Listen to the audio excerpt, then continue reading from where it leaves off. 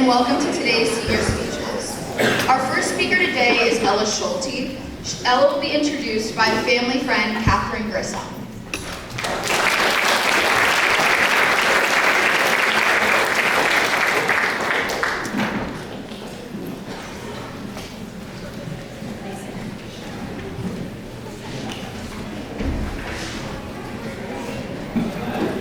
Good morning, everyone.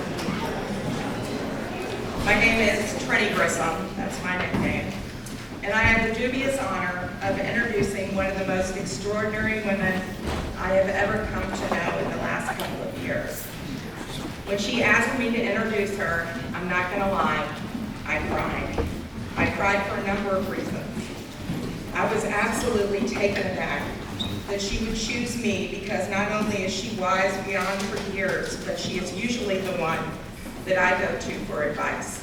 Reflection on a myriad of subjects like Taylor Swift being number one. As I got to know Ella, I was struck by her poise and her ability to express herself in ways not even an adult can manage at most times. When I asked her a question, she usually starts out the answer with, I feel like...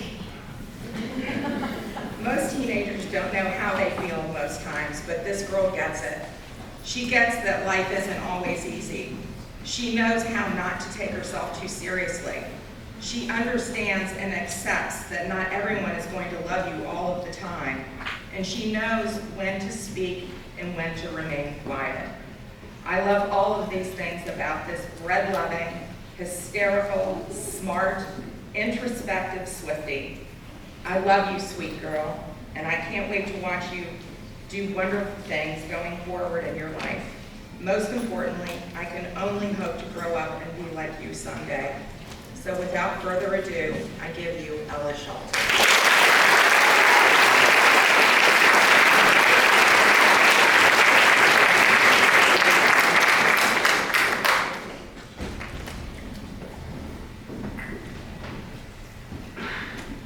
Stephen Hawking said, "Quiet people have the loudest minds."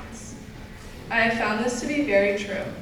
If I'm around people I do not know very well, I prefer to sit back and listen and occasionally say a sentence or two, rather than have a real conversation.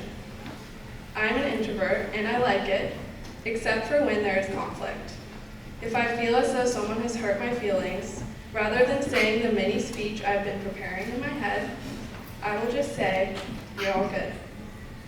Even though I have all the words I need to say, when it comes to saying how I actually feel, I crumble. I am, and always have been, a passive person, but over the summer I've worked on ways to change that. Last July, I finally made time to go get an oil change for my car. I really have no clue about anything related to cars, so I was apprehensive to go by myself because my grandma told me that the people working there will try to get me to buy stuff that I do not need. I went to Jiffy Lube, and I had been waiting in my car for about 15 minutes when all of a sudden I heard the men screaming at each other. I instantly got nervous. The manager came up to me and he told me that the guys accidentally drained my brake fluid, and they didn't have any on hand to fill it back up. I asked him to explain what that even meant because I had never heard of brake fluid in my life. I ended up calling my dad so they could work it out. After an hour of sitting in my hot car, the manager returned to say we have to take my car to the Audi dealership because that's the only way to fill it back up with brake fluid. It would involve towing my car to the other dealership. This meant that I couldn't drive myself to see the Barbie movie that afternoon or to and from work the next day. The whole time I had been extremely nice and understanding. After all, we all make mistakes. But at this point, I was upset. He kept trying to tell me that everything was good and they just messed up a little bit. This is normally the point where I would have lied and said, "All good," instead of just telling him how upset I really was. Instead, I stood my ground even though he was trying to downplay the situation. I told him how he wasted my time and didn't do what they were supposed to do with my car. I felt satisfied leaving the situation. I had finally stood up for myself even though I felt uncomfortable doing so. I work at Payne Street Bakehouse. My job consists of making bagel sandwiches, working the register, making coffee, stocking the deli tables with food from the walk-in freezer, cleaning the lobby, and making sure customers are happy. Saturdays are by far our busiest days. One Saturday morning a few weeks ago, there was a line of customers out the door. There continued to be a line out the door until 11, which is often the time I take a quick break. But that did not seem possible. I tried to keep my fake smile for each customer, but it became harder to do because the line just kept growing. At around 11:45, we ran out of eggs. This is when I started to get stressed because our breakfast sandwiches, which all contain eggs, are the main reasons people come to Payne Street. And to top it all off, a coworker who had made it clear she was not like me kept propping the door open even though I was freezing. Because I started last June and she has been there for 5 years, she likes to critique every single thing I do. In the middle of dealing with a long line of angry customers, the coworker I do not like had the nerve to come up to me and give me a long list of food we need from the walk-in freezer. I did something that I would not have done 5 months ago. I told her, "Does it look like I have the time right now? And please, shut the door, I am freezing." She walked away angry and I continued taking orders. After realizing that the angry customers wouldn't stop coming in, I did what any fragile 17-year-old girl would do. I silently cried. Taking orders with tears rolling down your face while customers are angry with you is definitely not something I would recommend experiencing. When there were only 2 or 3 people left in line, I told the coworker I do not like that I desperately needed a break, and she didn't let me. She made me go to the walk-in and get a bunch of food from the deli tables before I could go on my break. I got the stuff and went on my break, and she gave me the dirtiest look, but I simply did not care. Even though my shift was treacherous, I am proud of myself that I didn't let my mean coworker walk all over me.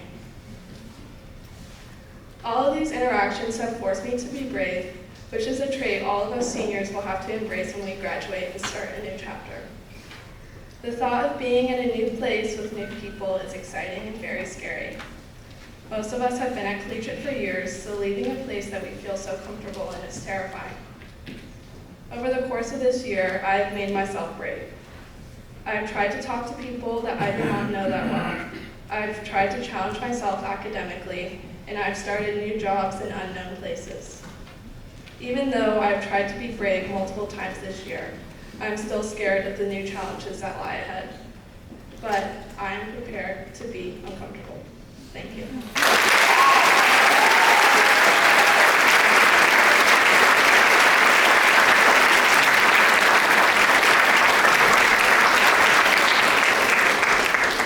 Our second speaker today is Kaylee McClure. Kaylee will be introduced by her coach and role model, Carrie Lawler.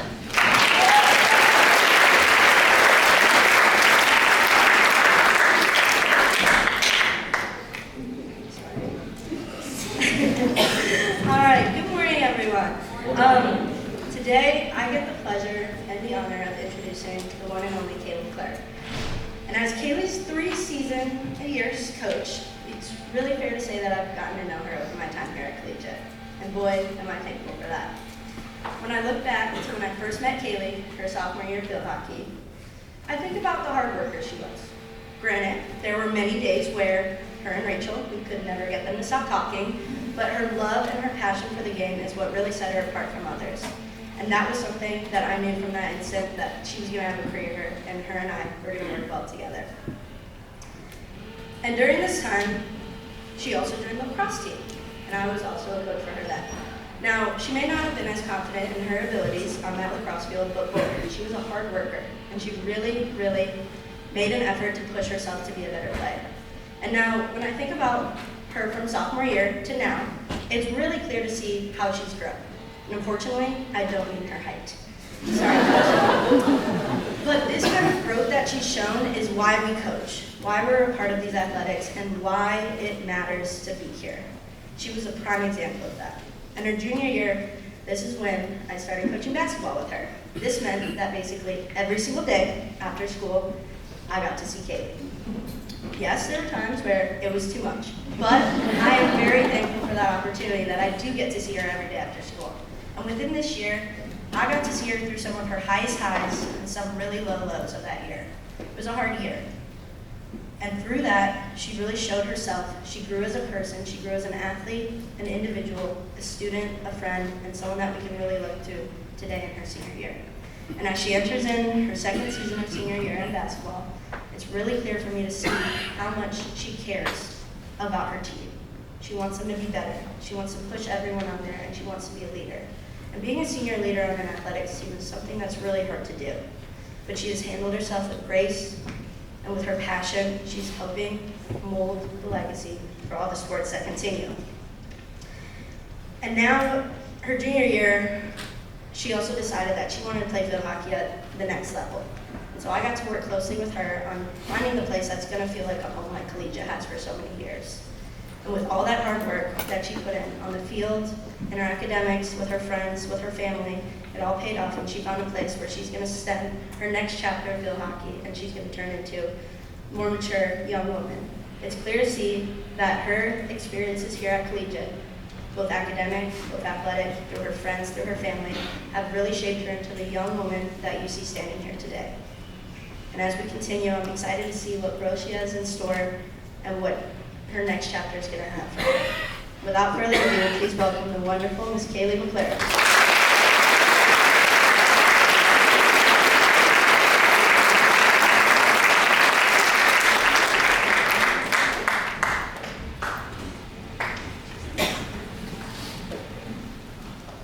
Everyone should have a person or a few people in their life they can lean their shoulder on. People who show up for one another.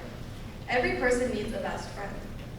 As I have grown throughout high school, the most important thing I have learned so far is to not be afraid to reach out to people just because you never know how big of an impact one person can have on you.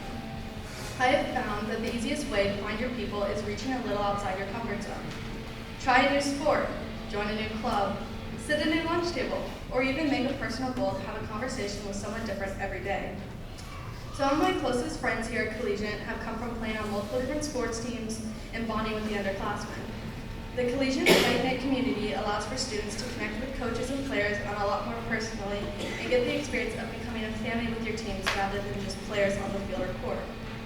Leaving Collegiate, I know that I will always have people from these experiences that I can count on to be there for me. The friendships I have made during my time at Collegiate are going to be with me through the rest of my life. Sometimes your mom will pick your friends. When I came to Collegiate in second grade, my mom and her coworker, who I'm now proud to call my second mom, forced me and this tall blonde girl to take pictures together at various school events. And I mean, every time we happened to be in the same room, someone was taking a picture. For a good chunk of my elementary school days, she was just known as my mom's coworker's daughter, who happened to be taller than most people in her grade at the time, good at basketball, and the girl who wanted nothing to do with me. You can probably guess who I'm talking about by now, but I'm proud to say that Rachel might just be one of the most important people Collegiate has brought me.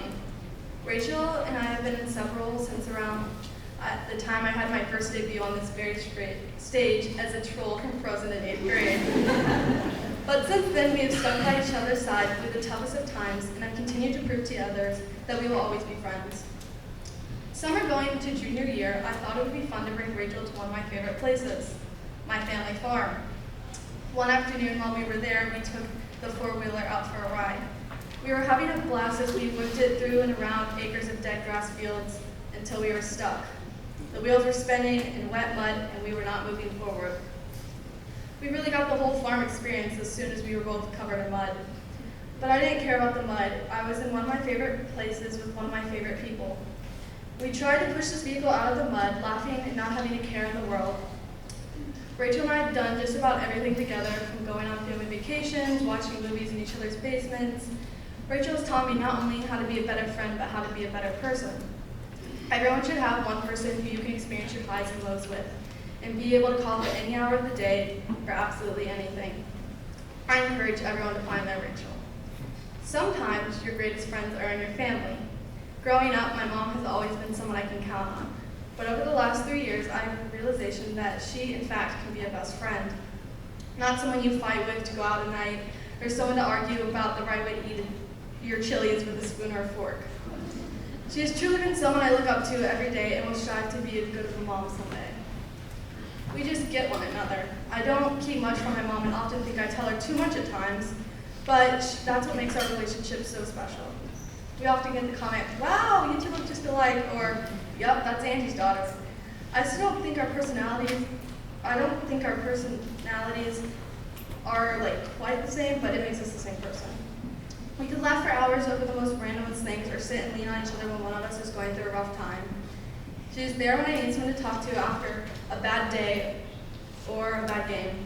A few weeks ago, I went to Target late one night and grabbed some ice cream on our way home. In the short time it took us to get home, we sang along to our favorite songs by Bruno Mars and Pitbull. We laughed more than we could sing, and in the moment we were free. Free to be ourselves, free of judgment, free of worry. I know I will look back on this silly card and remember how much joy and relief it brought me. Now, why am I up here bragging about how amazing person my mom is? Because I truly don't know what I'm going to do without her or my dad when I go off to college next year. My whole family is going to have some adjusting to do when time comes for me to finally leave. Let's just hope my dad and Miles don't burn down the house because I'm not there to think logically about their actions before they proceed with them. Mom and Dad, get ready for the mini calls you're going to receive on how to use the washer and the dryer, or how long I need to microwave my food for, or what I need to do when I don't feel well. I truly don't know what I'm going to do without you guys. I have learned that opening up to people who get put in front of you is very important, because everyone needs the people they can count on to bring them up. But Rachel and my mom have shown me the qualities of a best friend. When I am in my new community, I'm not only going to look for people with the characteristics, traits of my family and best friends back at home, but I'm also going to embody a lot of the characteristics I admire from my favorite people here at Collegiate. Having to say goodbye to people who have been with me since day one is absolutely terrifying. But knowing that I have these people who I can call up any day and count on is what makes leaving home a little less frightening. Change is scary, but having people around you who you can count on and be there for you is what makes change just a little easier. My advice for everyone is to reach out, open up to people, because in the end you never may know who will become your people. Seniors, take time, spend quality moments with your family, because next year we're all going to be living off on our own. We are all going to go our separate ways, but having my people I can come back to when I need to is what is going to make saying goodbye a little easier. As Winnie the Pooh once said, how lucky am I to have someone that makes saying goodbye so hard.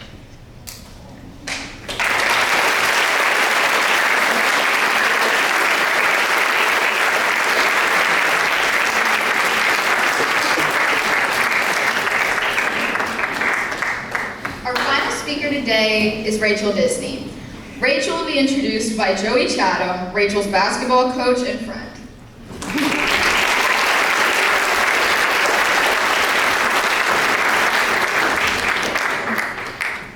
It's like when she gets my car and I have to pull the seat up and takes a shit out of it. Okay. Hey, good morning. Hey, it's truly an honor to stand before you today to present Rachel Disney. My journey with Rachel began back in her 4th grade days when I had the privilege of coaching her in basketball. My coaching career at Collegiate was kick-started alongside Rachel's father, Jason Disney. 2 dads joining forces to coach a lively group of grade school girls. Little did we know that over the season of coaching this group of players, they would be viewed more like daughters, as a team that we would have hold a special place in our heart. I vividly recall the day Rachel missed basketball practice to pursue her passion with drama. I asked her dad, why is she choosing theater over basketball? He laughed and responded, you've never seen her perform. Intrigued, I attended one of her shows and left with the impression that Rachel should probably quit basketball. As soon as I realized Rachel possessed talent beyond the basketball court, it was my duty to share her with others. Technique. Right now, technique's killing. While I witnessed numerous remarkable acting performances by Rachel, one of the most memorable occurred not on the stage, but on the basketball court. Last summer, Rachel faced an injury due to her famous field day incident. However, this setback did not stop her from playing alongside her teammates during our summer league basketball games. She managed to convince her mom to let her play with one condition: no driving to the hoop and avoid contact. Rachel adapted brilliantly, dominating the summer league with her precise passing and perimeter shooting. In one game, she couldn't resist driving for an easy layup and as soon as she did, our eyes met. We both shared an understanding that we were both in trouble. My concern wasn't Rachel's reaction, it was the intense gaze from her mom on the opposing side that sent chills down my spine. I promptly called a timeout, and as I pulled Rachel from the game, I told her, I won't yell at you, but pretend like I am. I pointed my finger and she mimicked my demeanor, walking to the bench with a sad and disappointed expression and towel over her face. It was a very impressive performance, and it's the first time Stephanie Disney is hearing this story. Thank you. She's on the sidelines today. I'd like to take time to acknowledge Rachel's accomplishments, but before that, it's only fair that I share some of her opportunities. Rachel may not excel at everything. She's an awful bowler. She struggles with sunscreen, horrible at Mario Kart. Do not give her a puzzle, and her car is probably overdue for an oil change. However, where she truly excels is never letting others down. I believe that if I ever asked anyone in this room the question, has Rachel ever let you down, the resounding answer would be no. Her heart simply won't allow it. Rachel consistently goes above and beyond for anyone in need, and that is what makes her truly special. One of my favorite quotes, often uttered by Rachel's father, was, "Don't watch the game, but be in the game." Don't watch the game, but be in the game. As I reflect upon Rachel's time at Collegiate, I realize that she's embodied this philosophy throughout her journey here. With the Yale Book Award, being part of a regional performance, the prom, MVP for field hockey, MVP for basketball the last 3 years, all-state team for 3 different sports, and this year she'll chase down the 1,000-point club in basketball. Rachel, I love you, I'm very proud of you, and I can't wait to see how you take on this world. Continue to always be in the game and never watch the game. I give you Rachel Disney.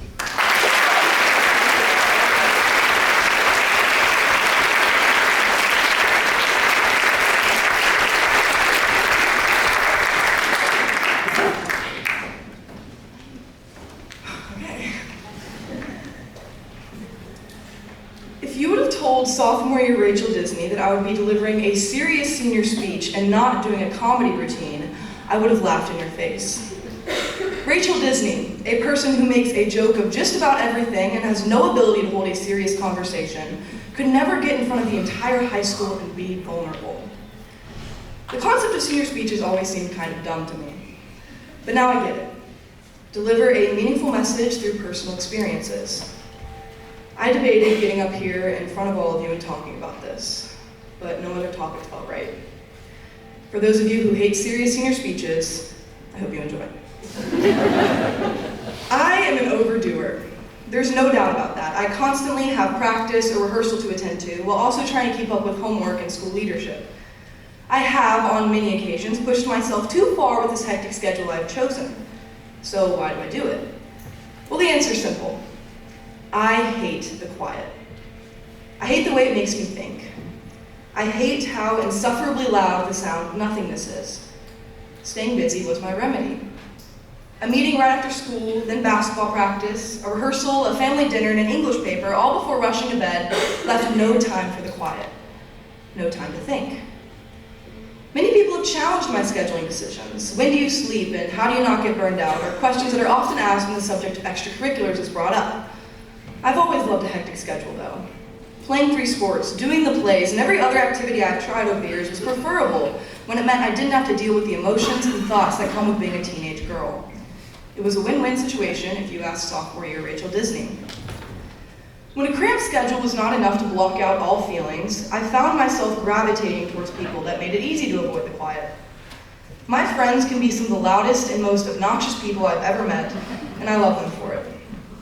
I'm sure they're unaware of this, but their natural ability to distract me from outside stressors is quite literally magic. These people have built an escape mechanism with their extroverted tendencies, so why would I spend any of my time worrying about my feelings? I'm sure all of you have experienced Tori's obnoxiously loud laugh blasting through the hallways while you were suffering in class. People like Tori have made it easy for me to avoid the quiet for so long. With my loaded schedule and extroverted friends, the chaotic lifestyle quite literally consumed me, and I found this method of coping worked well for me for a while, until everything went quiet. On November 10th, 2022, my world went silent. I headed home late that night after having just performed in last year's fall play, Pride and Prejudice, and I was exhausted. I planned to eat the dinner one of my parents had promised to heat up for me, then going straight to bed. Instead, I turned onto our street and saw something strange. My brother, who was supposed to be in college, and my mom were waiting for me outside the house. Before I even opened my car door, I knew. I still don't know why or how I put this impossible puzzle together because it was completely unexpected, but I just knew. I turned down the music that I always had blasting, trying to keep myself from thinking, and approached my family preparing for the worst. My mom spoke the last words I ever wanted to hear, and I immediately collapsed. My dad was gone. That's when my world went silent. Many people forget moments from traumatic events, but I can recall every single one. Because of the sudden shock of quiet, I was forced to feel every emotion, and I did not like it. So, after the few weeks I took off, attempting to digest this impossible change in my life, I returned to school and the chaos resumed. I told myself I wasn't going to let everyone pity me for being the girl whose dad just died, and I was going to resume my school life as if nothing had ever changed. I continued playing sports, doing the plays, clubs, leadership, and anything else to keep my mind off the empty space in my house that I would have to go home to every single night. Again, this method of coping worked for me, but not for long. Not a single person knew how much I was hurting, not even myself. I allowed zero alone time, avoiding my grief at all costs. Every single person who reached out to me when my father passed, who had shared a similar experience, all told me the same thing. Let yourself feel the grief. Don't hold it all in. After doing the exact opposite of that wise advice for 5 months, it hit me. Junior year ended, summer arrived, and with it, the numbness wore off. All the pain, sorrow, and anger that I had trapped in a cage for the last 5 months was set free, and I had no idea what to do with it. Everything was quiet for a long time. There were moments when I thought I was all healed, but then I would drive by a red truck on the highway, or hear that one country song, or see that empty chair behind the scoring table at basketball games, and I thought I would never have my positive self back. I genuinely felt as though I had lost myself in losing my dad. Although a lot of my summer was spent in the quiet, it's exactly what I needed. I needed the silence. I needed time to accept my reality. I often question why it's hard for me to talk about my dad when I have the most incredible support system. Why do I immediately say I'm fine every time someone asks me if I'm okay? I think I've just been scared of upsetting people by bringing up this somber topic, but I believe it's truly important to discuss. Whether it happens to you at a young age or 20 years from now, we all lose loved ones. I don't believe there should be such a negative connotation around talking about this inevitable topic. I've begun to find peace in the fact that my dad may not be with me in person, but I know he is always with me. Whenever I lose my peace, I remind myself of a text that my dad sent me before he passed. He said, "Chin up and keep smiling. Making people happy is your gift anyway." And that's it. I live to make my family and friends smile. I live for DT with my advisor every Tuesday. I live to joke around with Mr. Staten when I always have somewhere else to be. I live for the volleyball games in the field. I live for every last-minute event Charlie and I have somehow pulled together. I live for hot dogs at the McChadam house. I live for Tori's obnoxious laugh. And I live for the chaos. But now I'm also able to live for the quiet. I'm able to live with my grief and allow the silence to guide me towards peace. I live to sit and feel, and while that used to terrify me, now it almost feels okay. And lastly, I live to make my dad proud. I've learned that life can be miserable and unfair, but there is so much good in our lives that we tend to overlook. Because at the end of the day, all we have are these moments, and you have to find all the joy in them that you can. Because if I've learned anything through my high school years, it's that life is too short to focus on the negative. Thank you.